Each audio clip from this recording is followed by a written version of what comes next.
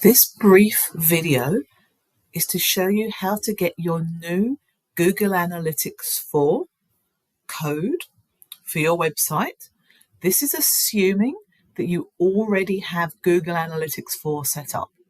So you go into your Google Analytics 4 account, go down to Admin. Now this will also show your Google Analytics 4 property. You want to go to Data Streams.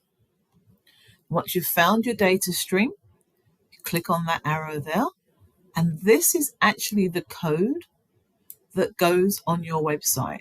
So you can click copy there, and that can be put either into a snippet on your website or onto a plugin like Exact Metrics, anywhere you need to put in an actual code rather than connect to the account. If you're using Google Site Kit plugin, then you don't need the code. You can just connect through to the correct property in your account.